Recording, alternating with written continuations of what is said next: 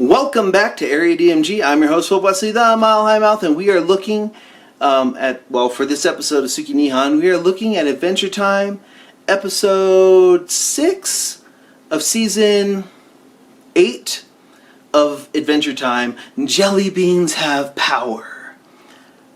God, this episode's pretty funny. I'm not going to ruin any of the best jokes. Like, okay, there's a part there where Slime Princess does this whole little twirl off like Iron Man does. Or, thank you for visiting, thank you for coming by and bringing your secretions. It's just a funny episode, okay? Pretty much what happens is Slime Princess is really relishing her new ability, slime everywhere, and it's really annoying Princess Bubblegum, who really can't do the whole jelly bean thing. So Princess Bubblegum tries to build a gauntlet to amplify her powers, but she still seems kind of blocked. I think it's funny that Peppermint Butler finds that, and he's like, "What are you doing?" You know, he's like, you probably should try and meditate on it, I guess. So she goes to her room, where she realizes it's kind of cold, and she finds a piece of paper with a strange symbol.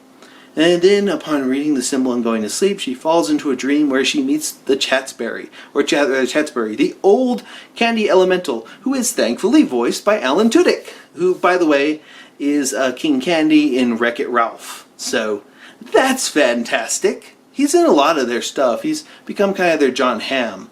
I think he was in Tangled. He's in Wreck-It Ralph. Frozen, Zootopia, Big Hero number 6, all that stuff. I think he was also in Moana for something. I have to check. But yeah, Alan Tudyk. T-U-D-Y-K? Tudyk? I don't know. Anyways, he plays King Candy in Wreck-It Ralph, and he also plays Chatsberry, the original candy elemental. So he tells Alan Tudyk, the Chatsberry tells Princess Bubblegum to get in touch with her inner self. And this kind of unlocks the basic jelly bean shooting abilities of Princess Bubblegum.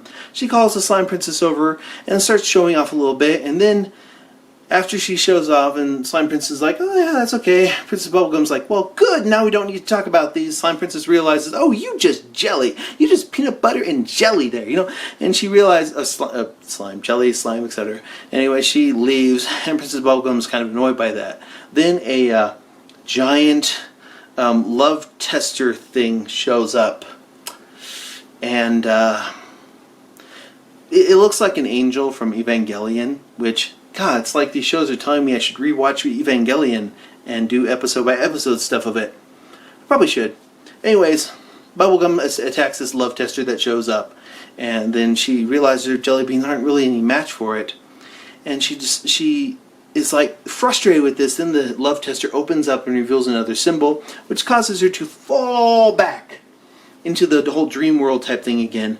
And Princess Bubblegum talks to Chatsberry and realizes she needs to follow her own path. You see, a lot of what the other candy abilities are, like the soda and the mint and all that, it's all sugar.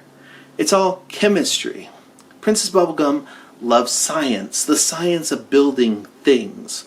You combine things, like for example, if you take 2 parts hydrogen and 1 part oxygen, that's H2O, or rather dihydrogen oxide. Not peroxide. Peroxide would be multiple parts of oxygen. Yeah, seriously, that's water. But yeah, she decides to build that up. Like you want CO2, essentially you've got carbon, and she puts together her own soda stuff and destroys the love tester, which both horrifies and delights some of her citizens. After that, she's like, I'm just going to be up in my room. And she goes in, kind of a little annoyed. Yeah, she's unlocked her powers, but it also kind of scares her candy citizens, and now she doesn't really know what to do with it. Still not. It's unlocked, but she hasn't really come to grips with what to do with it. And then the scene switches to Patient Saint Pim, the ice elemental, who checks off a picture of Princess Bubblegum as she has finally reawakened each of the elemental's abilities. Fire Princess being the fire elemental, Slime Princess being the slime elemental, and Princess Bubblegum being the candy elemental, and of course Patient Saint Pim being the ice elemental, of whom the crown that Ice King wears, his powers are based off of it's something evergreen. Sorry, Urgent's evergreen in the Patient Saint Pym.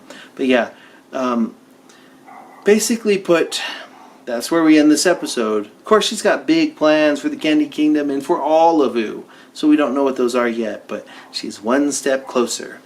And then we're going to go into the Islands miniseries, which, wow, that's going to be pretty good. But yeah, I like this episode. Mainly because I like Patient Saint Pym. I like all these characters. I like the fact that Alan Tudyk was in this. He's pretty great in it.